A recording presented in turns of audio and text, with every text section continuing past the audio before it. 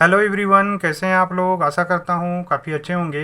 अभी हम लोग आपके पसंद बुक से निबंध क्या निराश हुआ जाए के प्रश्न अभ्यास देखेंगे। इसके लेखक जो हैं हजारी प्रसाद द्विवेदी जी हैं।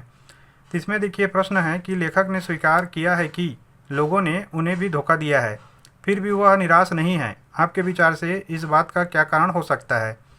तो देखिए इसका उत्तर लिखेंगे कि मेरे विचार से लेखक धोखा खाने के बाद भी इसलिए निराश नहीं है क्योंकि उनके जीवन में कई बार लोगों ने अकारण उनकी मदद की है।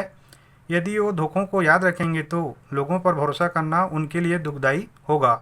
इसमें अब अगला प्रश्न है कि समाचार पत्रों, पत्रिकाओं और टेलीविज़न पर आपने ऐसी अनेक घटनाएं देखी सुनी होंगी जिनमें लोगों ने बिना किसी लालच के दूसरों की सहायता की हो या ईमानदारी से काम किया हो।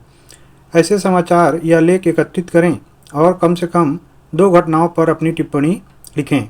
इसका उत्तर है हरा भरा होगा संसार, वृक्ष बाबा को है पेड़ों से प्यार। आजकल लोग जहां पेड़ों को काटकर कंक्रीट का जंगल फैला रहे हैं, वहीं दूसरी ओर मेरे शहर रायगढ़ में वृक्ष बाबा संजय कुमार पटेल ने अपना जीवन पेड़ लगाने और बचाने में लगा दिया है। अपने निस्वार्थ पर्यावरण प्रेम से उन्होंने बच्चों को जीवन जीने का नया मार्ग बताया है। इसमें अगला देखिए, लड़का लड़की एक समान, श्वेता की है अलग पहचान। दिल्ली में लिंग भेद मिटाने श्वेता ने ऐसा काम किया है कि लोगों ने अब बेटियों का नाम श्वेता रखना प्रारंभ कर दिया है। अपने अनोखे और बेबाक तरीके से श्वेता ने लोगों में जागरूकता फैलाया है। लिंग भेद मिटाना श्वेता के जीवन का उद्देश्य बन गया है। अब इसमें अगला प्रश्न है, लेखक ने अपने जीवन की 2 घटनाओं में रेलवे के टिकट बाबू और बस कंडक्टर की अच्छाई और ईमानदारी की बात बताई है। आप भी अपने या अपने किसी परिचित के साथ हुई किसी घटना के बारे में बताइए जिसमें किसी ने बिना किसी स्वार्थ के भलाई, ईमानदारी और अच्छाई के कार्य किए हों। इसका उत्तर है, एक बार की बात है कि मैं बस से अपने गांव जा रहा था। गर्मी के दिनों में मैंने शाम वाली बस से जाना ठीक समझा ताकि गर्मी ना लगे। बस रास्ते में आंधी तूफान में फंसकर खराब हो गई। मुझे बहुत डर लग रहा था। तभी पास के गांव वाले हमारे पास आते हैं। वे निस्वार्थ भाव से रात अपने गांव हमारे ठहरने और खाने का प्रबंध करते हैं। फिर अगले सुबह बस ठीक करवाकर हम अपने अपने गांव पहुंच जाते हैं। इसमें अगला प्रश्न है, दोषों का पर्दाफाश करना कब बुरा रूप ले सकता है। इसका उत्तर है, दोषों का पर्दाफाश करना तब बुरा रूप ले सकता है जब हम उसकी बुराई में तो रस ले लेते हैं पर अच्छाई को भुला देते हैं। अगला प्रश्न है, आजकल के बहुत से समाचार पत्र या समाचार चैनल दोषों का पर्दाफाश कर रहे हैं। इस प्रकार के समाचारों और कार्यक्रमों की सार्थकता पर तर्क सहित विचार लिखिए। तो इसका उत्तर लिखेंगे, दोषों के पर्दाफाश होने से लोगों को आसपास की घटनाओं और सामाजिक बुराइयों से अवगत होने का मौका मिलता है, जिससे लोग न केवल समय रहते सावधान हो जाते हैं बल्कि उनमें जागरूकता का भी विकास होता है। अब अगला प्रश्न देखिए, निम्नलिखित के संभावित परिणाम क्या क्या हो सकते हैं, आपस में चर्चा कीजिए। जैसे ईमानदारी को मूर्खता का पर्याय समझा जाने लगा है, परिणाम भ्रष्टाचार बढ़ेगा। मतलब सीधी सी बात है, यदि लोग ईमानदारी को प्रोत्साहन नहीं करेंगे, उसको मूर्खता मानेंगे, तो सभी लोग भ्रष्ट हो जाएंगे। तो उसी प्रकार से इसमें 3 प्रश्न हैं, उसके उत्तर में हमको बताना है कि इसके होने पे क्या चीज़ बढ़ेगा। इसमें पहला है, सच्चाई केवल भीरू और बेबस लोगों के हिस्से पड़ी है, तो इससे क्या होगा, भ्रष्टाचार बढ़ेगा। दूसरा है, झूठ और फरेब का रोजगार करने वाले फल फूल रहे हैं, इससे तानाशाही बढ़ेगी। तीसरा है, हर आदमी दोषी अधिक दिख रहा है, गुड़ी कम, इससे अविश्वास बढ़ेगा। अगला प्रश्न है, लेखक ने लेख का शीर्षक क्या निराश हुआ जाए क्यों रखा होगा। क्या आप इससे भी बेहतर शीर्षक सुझा सकते हैं।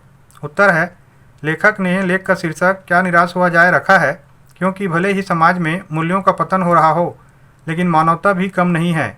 हम इसका अन्य शीर्षक निराशा से आशा दे सकते हैं। अब इसमें अगला प्रश्न है, यदि क्या निराश हुआ जाए के बाद कोई विराम चिन्ह लगाने के लिए कहा जाए तो आप दिए गए चिन्हों में से कौन सा चिन्ह लगाएंगे। अपने चुनाव का कारण भी बताइए। तो यहाँ पे देखिए, हिंदी के जितने भी चिन्ह हैं ना, चाहे पूर्ण विराम हो, अल्प विराम हो या विस्मय आदि बोधक चिन्ह हो या प्रश्नवाचक चिन्ह हो, सारे के सारे चिन्ह यहाँ पे दिए हुए हैं। तो हमको इसमें बताना है कि कौन सा चिन्ह लगाएंगे और क्यों करेंगे। इसका उत्तर है, क्या निराश हुआ जाए के बाद प्रश्नवाचक चिन्ह क्या निराश हुआ जाए लगाना उचित समझता हूँ। निराशा छोड़कर आशा के मार्ग में चलने से ही आनंदमय और सार्थक जीवन जिया जा सकता है। अगला प्रश्न है, आदर्शों की बातें करना तो बहुत आसान है, पर उन पर चलना बहुत कठिन है। क्या आप इस बात से सहमत हैं? तर्क सहित उत्तर दीजिए। इसका उत्तर है मैं इस बात से सहमत हूँ, क्योंकि आदर्शों की राह पर चलने वाले व्यक्ति को अनेक बाधाओं का सामना करना पड़ता है।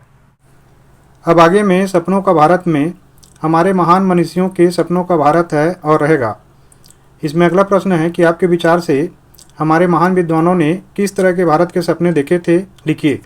इसका उत्तर है हमारे महान विद्वानों ने ऐसे भारत का सपना देखा था जिसमें किसी प्रकार का भेदभाव ना हो, लोगों के जीवन का लक्ष्य त्याग, तपस्या और बलिदान हो। हमारे महान मनीषियों ने अपने जीवन से लोगों को सार्थक जीवन जीने का तरीका बताया है, जिसमें चलकर हम मानवता के नए प्रतिमान स्थापित कर सकते हैं।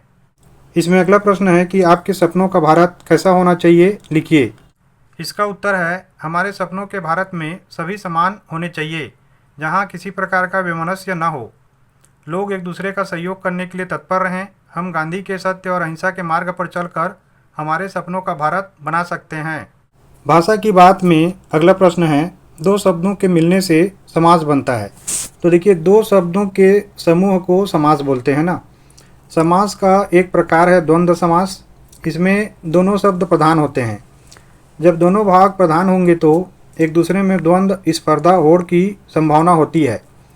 कोई किसी से पीछे रहना नहीं चाहता। मतलब द्वंद्व समास में क्या होता है, दोनों शब्द एक दूसरे के बराबर होते हैं और एक दूसरे के साथ उनमें एक प्रकार का कंपटीशन होते रहता है और हर शब्द ये चाहता है कि दूसरे से आगे निकले। जैसे कि इसमें उदाहरण दिया हुआ है चरम और परम, जिसको हम लिखते हैं चरम परम। भीरू और बेबस, जिसको हम लिखते हैं भीरू बेबस। दिन और रात, इसको हम लिखते हैं दिन रात।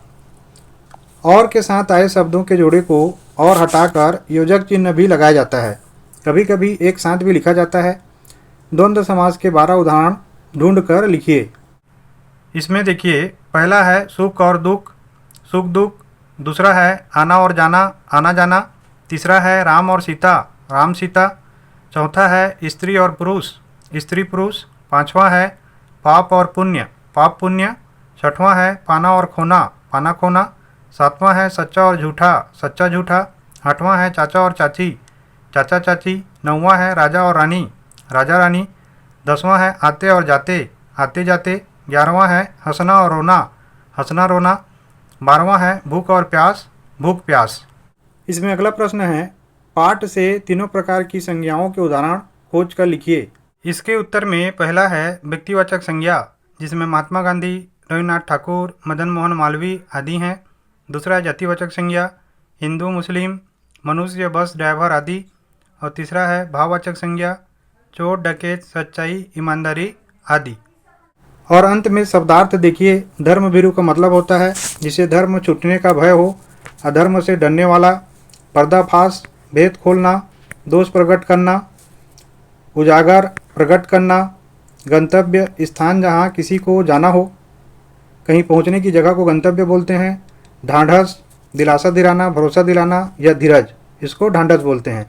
तो आशा करता हूँ ये वीडियो आपको काफ़ी ज़्यादा इन्फॉर्मेटिव लगा होगा। आप लोग कमेंट करके जरूर बताएंगे। Thank you for watching.